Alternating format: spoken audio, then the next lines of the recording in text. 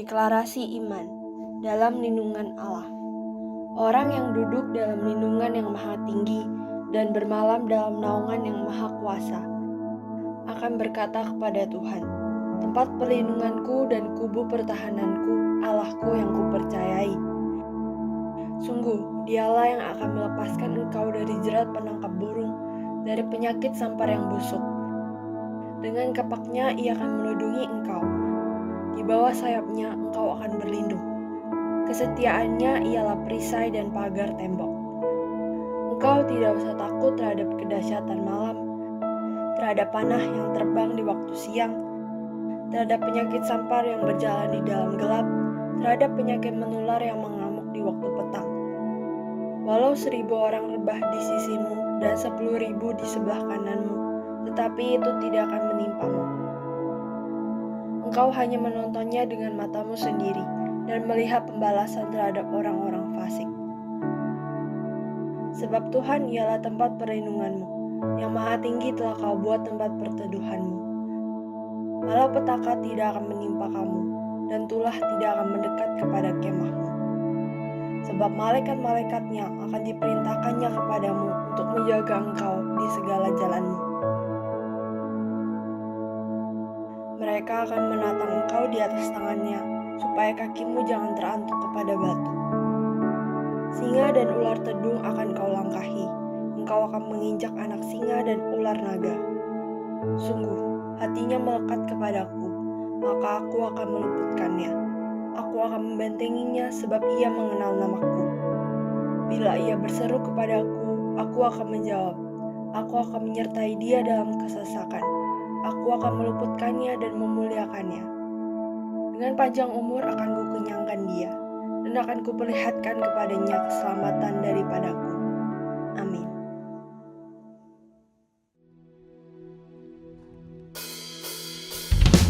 Shalom teman-teman semua, shalom. Welcome back di ibadah online service GBI GC dan Raya 1D. So hari ini sama-sama kita siapkan hati kita mau memuji dan menyembah Tuhan. Sama-sama katakan, Lord you are good. Lord you are good and your mercies endure forever. Lord you are good.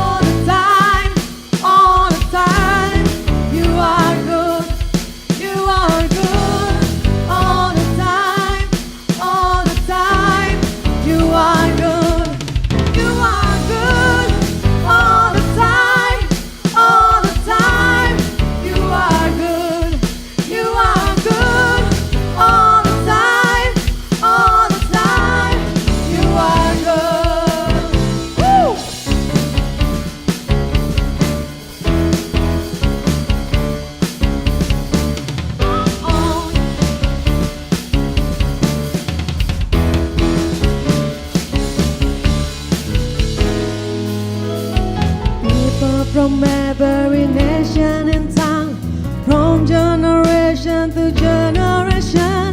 People from every nation and tongue, from generation to generation. We worship you.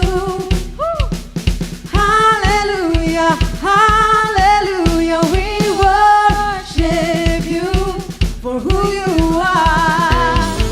Oh, we worship you. Hallelujah, hallelujah. We worship you for who you are. For who you are. For who you are. You are good. Haleluya. Yang bersuka cita katakan Mari sama-sama siapkan hati kita teman-teman untuk masuk ke dalam hadirat Tuhan hari ini.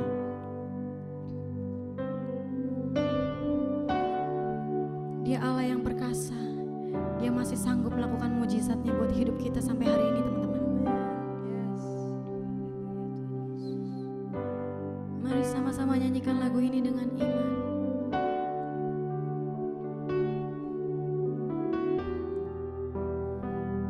You are here, moving in our midst. I worship you. I worship you. You are here, working in this place. I worship you. I worship you.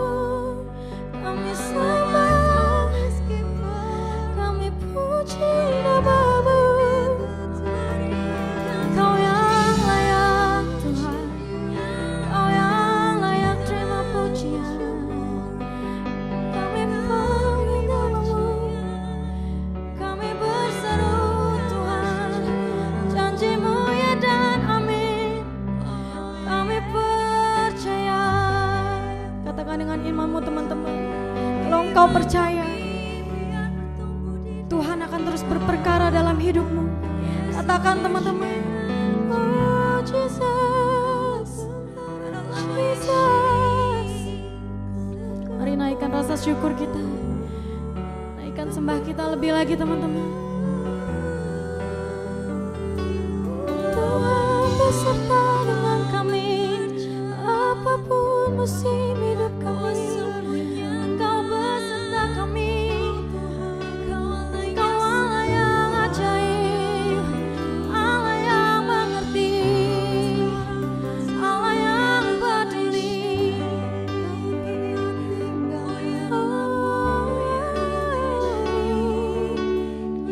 Katakan dengan sungguh, even when I don't see it, you're working. Even when I don't feel it, you're working. You never stop working. You never stop working. Even when I don't see it, you're working. Even when I don't feel it, you're working. You never stop working. You never stop working. Katakan even when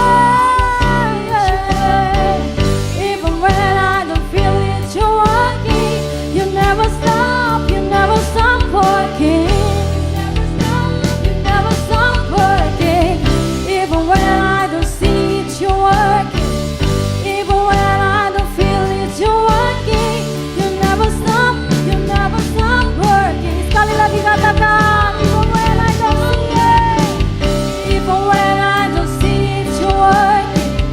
Even when I don't feel it, you're working. You never stop working.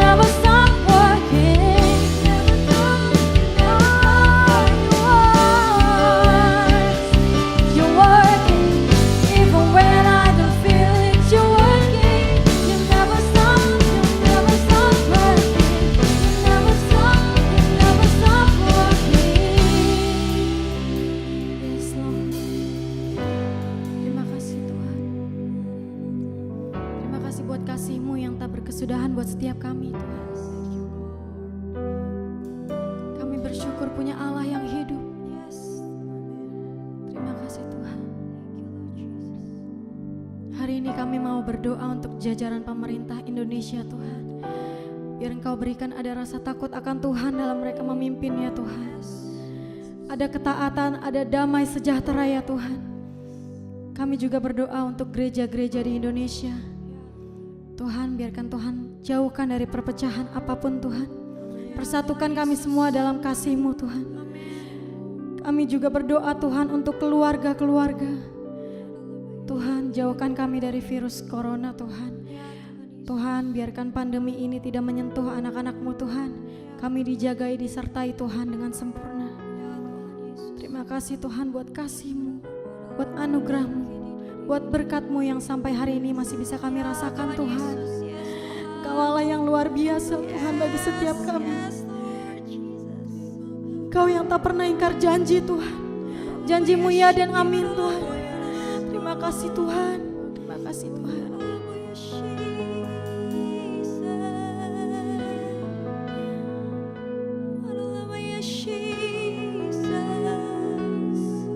Kami percaya Tuhan Yesus, 2000 tahun lalu Kau sudah menebus setiap kami terlepas dan kami terbebas dari segala belenggu dosa Tuhan Yesus. Kami percaya Tuhan, kami dikenan oleh Engkau Tuhan Yesus. Kami dikuduskan, kami dilayakkan oleh Engkau Yesus. Dengan itu Tuhan, kami mau berikan yang terbaik Tuhan Yesus di dalam kehidupan setiap kami Tuhan. Kami mau berikan, kami mau persembahkan seluruh hidup kami untuk memuji, untuk memuliakan nama-Mu Yesus di tempat ini.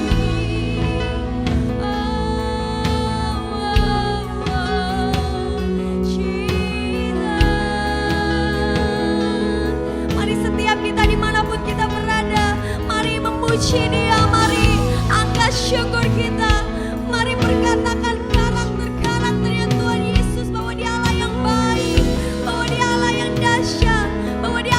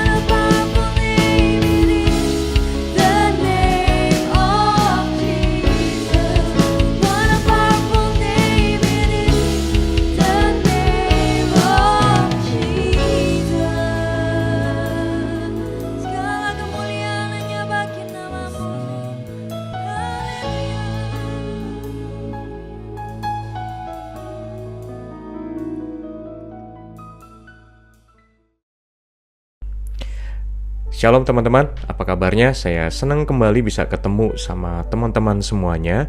Dan saya sungguh-sungguh berdoa kita semua dalam keadaan yang baik. Nah teman-teman, tanpa terasa kita ada di penghujung tahun 2021. Beberapa minggu lagi kita akan memasuki tahun yang baru, tahun 2022. Sekarang mari kita renungkan sepanjang tahun 2021 ini, apa saja yang Tuhan sudah kerjakan dalam hidup kita yang membuat kita semakin terkagum-kagum akan kebaikannya. Yang setuju katakan amin. Nah, tema kita pada hari ini adalah hati-hati dengan hatimu. Kenapa kita bisa berkata demikian? Karena memang manusia itu cenderungnya melihat apa yang tampak di luar, tetapi sesungguhnya Tuhan itu melihat kedalaman hati kita. Jadi kita harus menjaga hati kita dengan segala kewaspadaan agar hati kita ini tidak tercemar, teman-teman. Nah, oleh karena itu mari kita lihat sama-sama apa sih penyebabnya hati kita ini bisa menjadi cemar, hati kita ini bisa menjadi pahit. Ya, yang pertama ini kita buka di dalam kitab Keluaran 1 ayat 13 sampai ayat yang ke-14. Firman Tuhan katakan, "Lalu dengan kejam orang Mesir memaksa orang Israel bekerja dan memahitkan hidup mereka dengan pekerjaan yang berat, yaitu mengerjakan tanah liat dan batu bata dan berbagai-bagai pekerjaan di padang. Ya, segala pekerjaan yang dengan kejam dipaksakan orang Mesir kepada mereka itu." Jadi kita lihat bagaimana orang Israel ini hatinya menjadi pahit karena memang mereka di Mesir ini menjadi budak, teman-teman. Ya, selama ratusan tahun mereka ada di Mesir dan mereka ada di sana menjadi budak. Nah, dan selama mereka ada dalam perbudakan, mereka dipaksa melakukan segala sesuatu yang melelahkan, dan itu yang membuat hati mereka menjadi pahit. Atau juga bisa hati yang pahit itu karena ada peristiwa yang mendadak, yang dimana kita tidak pernah menduga sebelumnya, dan peristiwa itu adalah peristiwa yang mengejutkan. Contoh misalnya kayak di dalam kitab Rut, ada seorang tokoh bernama Naomi.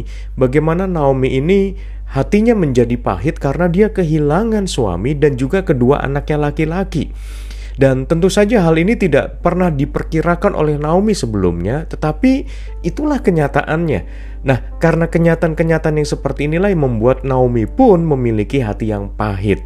Lalu kemudian kalau kita bisa lihat kehidupannya Ayub, ya, bagaimana Ayub ini seseorang yang sebetulnya Tuhan sendiri berkata orang yang saleh gitu. Tetapi kemudian ada peristiwa-peristiwa yang terus terjadi, ya, bertubi-tubi sampai akhirnya membuat hatinya Ayub sendiri juga jadi bergeser gitu. Ya, mulai mempertanyakan keadaan, mempertanyakan dirinya.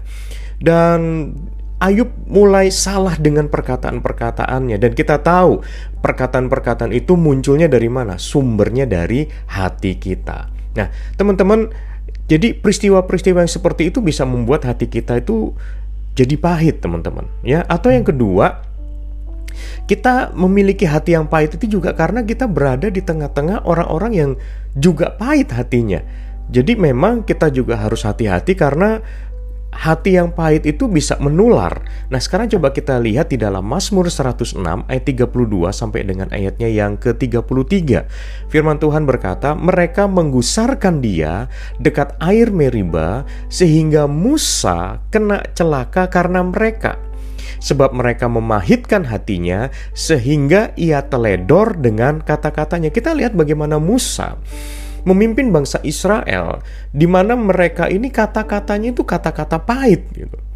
Dan mereka mendesak Musa berkali-kali, bertubi-tubi secara terus-menerus. Akhirnya Musa pun kepancing di situ, dan akibatnya Musa juga menjadi salah di hadapan Tuhan.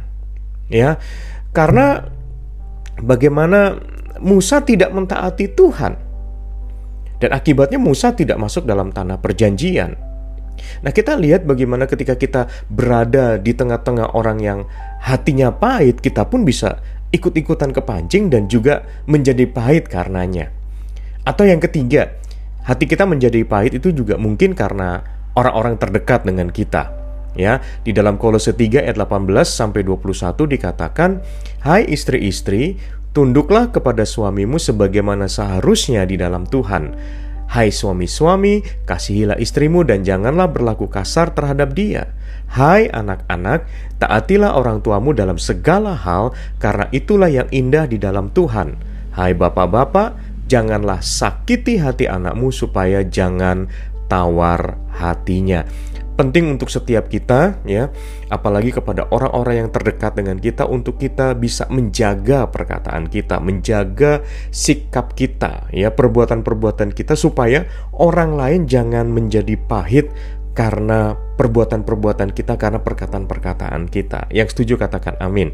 Ya, demikian juga mungkin kita punya pengalaman bagaimana orang-orang yang terdekat dengan kita, yang kita harapkan adalah orang-orang yang mengasihi kita, orang-orang yang melindungi kita, orang-orang yang menjagai kita, tetapi justru orang-orang tersebut seringkali mengata-ngatai kita dengan perkataan-perkataan yang kasar, perkataan-perkataan yang menjelekkan, memojokkan, atau bahkan menghakimi.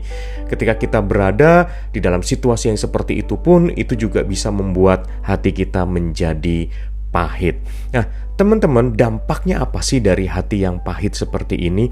Nah, sekarang kalau kita bisa lihat, ya, yang pertama, hati yang pahit ini bisa membuat hati kita menjadi bengkok. Motivasi-motivasi di dalamnya menjadi tidak lurus.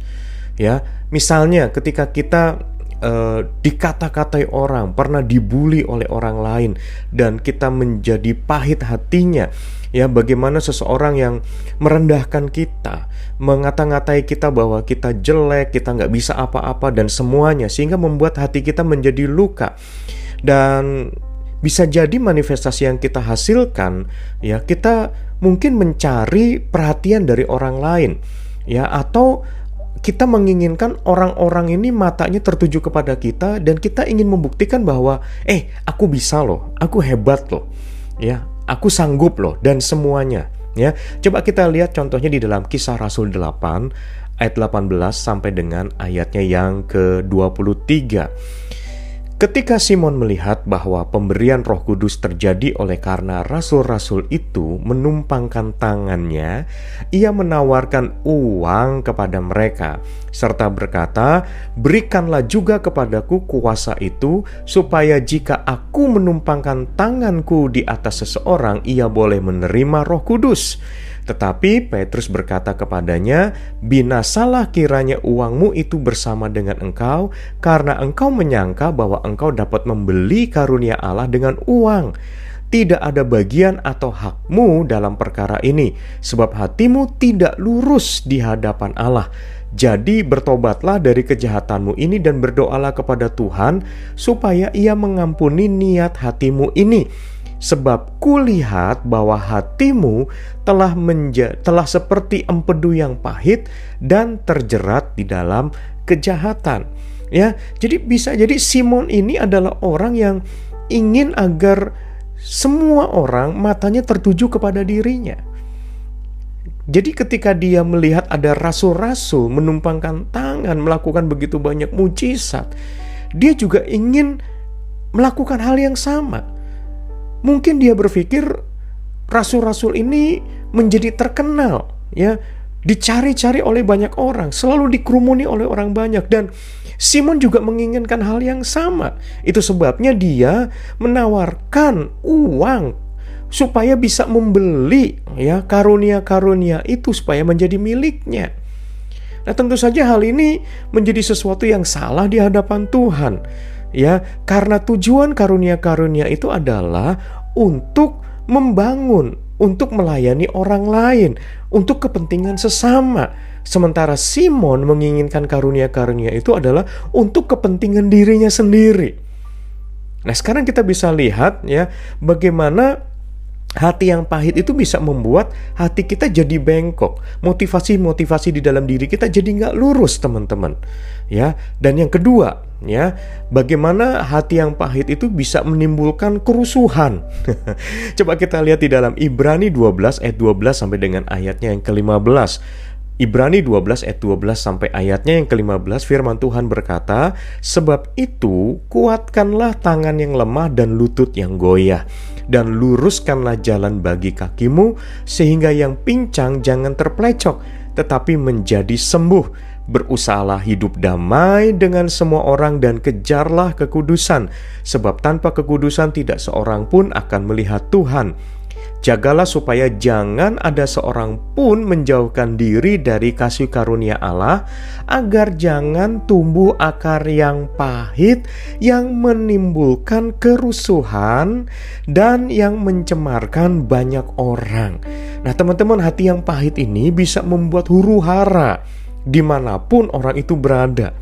Nah, kebayang dong kalau orang-orang yang pahit hatinya ini ada di dalam pelayanan misalnya, atau ada di dalam komunitas kita, atau ada di dalam perusahaan, ya. Bagaimana orang yang seperti ini bisa menimbulkan kerusuhan? Misalnya, orang ini bisa menjelek-jelekan orang lain supaya dirinya sendiri yang benar-benar kelihatan lebih bagus daripada orang lain tersebut. Nah, kita bisa lihat bagaimana orang-orang yang cemar hatinya ini, orang-orang yang pahit hatinya ini, selalu menarik segala sesuatunya adalah untuk dirinya sendiri. Nah, itu sebabnya kenapa banyak pertengkaran terjadi. Ya, kenapa banyak perbedaan pendapat? Nggak salah dengan perbedaan pendapat, tetapi kemudian perbedaan pendapat itu tidak diselesaikan, tetapi dibawa kepada urusan pribadi seperti itu. Lalu kemudian muncullah rancangan-rancangan jahat di dalam pikiran kita, di dalam hati kita, bagaimana caranya untuk menjatuhkan orang itu misalnya. Ya, dan itu dampak dari hati yang pahit, teman-teman. Ya, jadi kita lihat betapa berbahayanya kalau kita memiliki hati yang pahit. Atau juga kita juga bisa melihat begitu berbahayanya ketika kita berada di antara orang-orang yang pahit hatinya.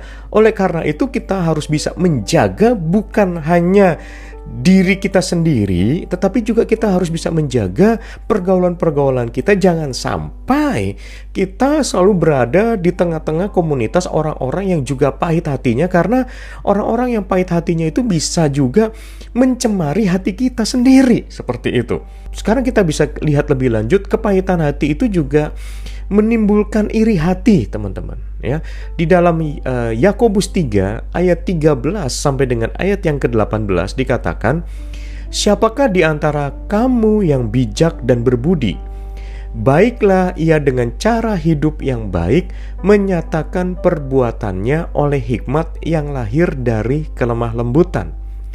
Jika kamu menaruh perasaan iri hati dan kamu mementingkan diri sendiri, janganlah kamu memegahkan diri dan janganlah berdusta melawan kebenaran. Itu bukanlah hikmat yang datang dari atas, tetapi dari dunia, dari nafsu manusia, dari setan-setan. Sebab di mana ada iri hati dan mementingkan diri sendiri, di situ ada kekacauan dan segala macam perbuatan jahat. Tetapi hikmat yang dari atas adalah pertama-tama murni, selanjutnya pendamai, peramah, penurut, penuh belas kasihan, dan buah-buah yang baik, tidak memihak dan tidak munafik, dan buah yang terdiri dari kebenaran ditaburkan dalam damai untuk mereka yang mengadakan damai." Tuhan mau agar kita ini menjaga hati kita supaya jangan pahit. Ya, kita harus menjaga hati kita supaya kita ini juga jangan sampai iri hati kepada orang lain. Ingat bahwa kita ini berharga di mata Tuhan. Ya, kita tidak perlu menunjukkan kemampuan kita hanya supaya orang lain memandang kita hebat. Ya, kita tidak perlu iri dengan orang lain karena kita sendiri pun sebetulnya Tuhan menaruh potensi-potensi yang dahsyat dan luar biasa.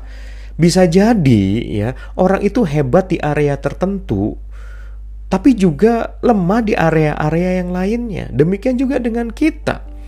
Kita mungkin punya kelemahan di mana orang lain hebat di area itu. Tetapi kita jangan lupa bahwa bisa jadi kita punya kekuatan yang di mana orang lain tidak kuat di situ. Jadi setiap kita ini begitu unik di mata Tuhan, kemampuan kita berbeda-beda. Dan kita semua akan dipakai Tuhan dengan luar biasa, dengan cara-caranya Tuhan tentunya. Jadi sebetulnya kita tidak perlu merasa iri hati dengan orang lain. Ya, ketika kita melihat ada orang lain yang dipakai Tuhan lebih dari kita, ya jangan panik. Tapi kita harus bisa melihat bahwa sesungguhnya Tuhan juga pakai kita, ya, dengan kemampuan yang Tuhan taruh di dalam diri kita, mungkin saja di area yang berbeda dengan orang lain. Nah, dari sini kita bisa melihat bahwa sebetulnya kasih Tuhan kepada setiap orang itu sebetulnya sama. Jadi kita tidak perlu untuk menjadi iri hati kepada orang-orang yang ada di sekeliling kita. Yang setuju katakan amin. Oke? Nah, sekarang kita lihat ya bagaimana sebetulnya hati yang pahit itu juga bisa mendatangkan kematian. Nah, teman-teman, memang kita akan mengalami kematian. Ya, kematian adalah sesuatu yang tidak bisa dihindarkan. Oke? Kita bisa lihat di dalam Ayub 21 ayat 23 sampai 25. Yang seorang mati dengan masih penuh tenaga, dengan sangat tenang dan sentosa.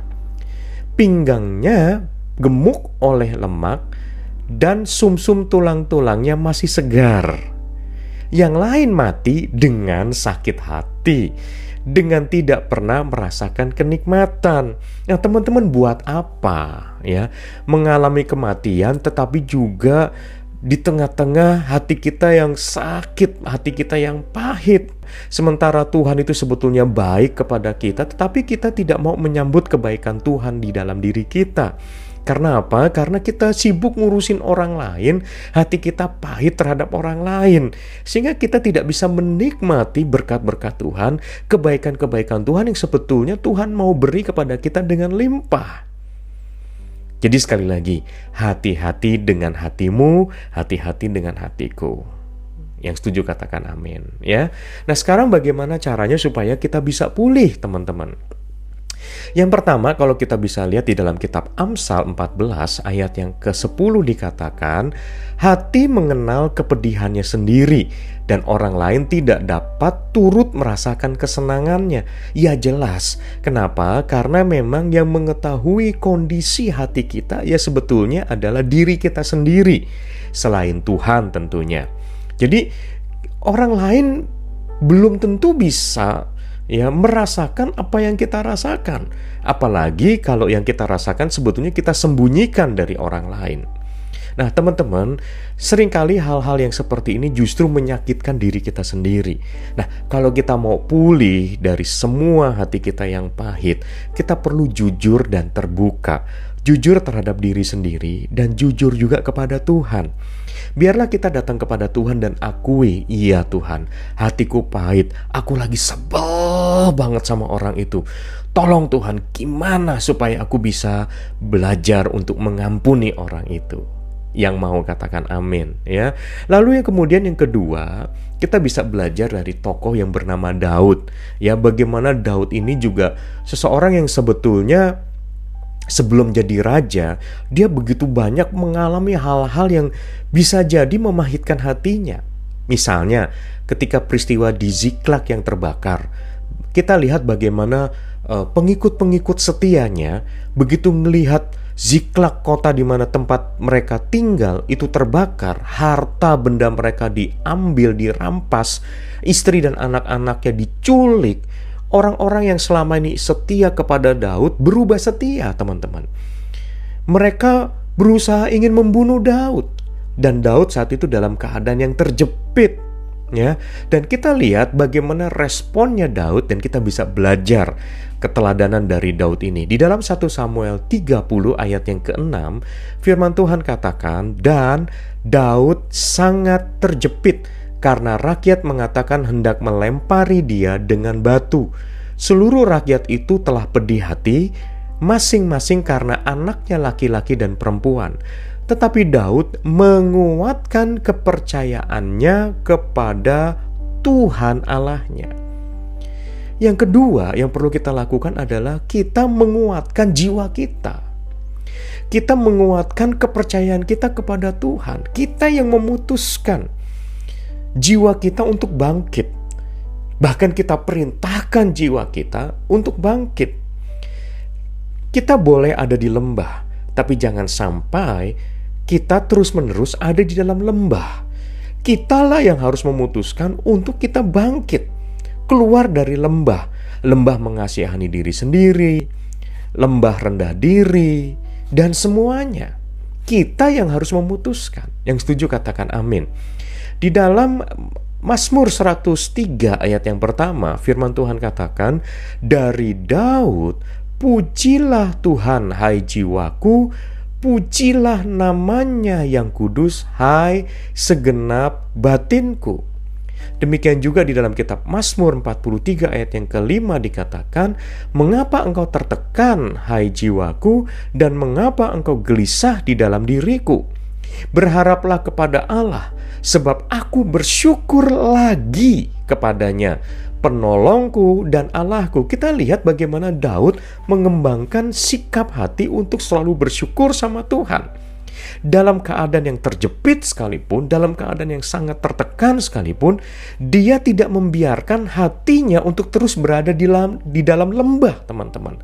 Dia memerintahkan jiwanya, dia berkata kepada dirinya sendiri, dia perintahkan jiwanya, dia ngomong sama jiwanya, mengapa engkau tertekan hai jiwaku, dan mengapa engkau gelisah di dalam diriku? Berharaplah kepada Tuhan. Amin, teman-teman. Jadi penting buat setiap kita ya untuk secara aktif ya memerintahkan jiwa kita untuk positif melihat keadaan, melihat situasi, dan yang paling penting adalah mata kita tetap tertuju kepada Tuhan Yesus. Karena di dalam Tuhan Yesuslah ada pengharapan, dan pengharapan kita di dalam Tuhan tidak akan pernah mengecewakan.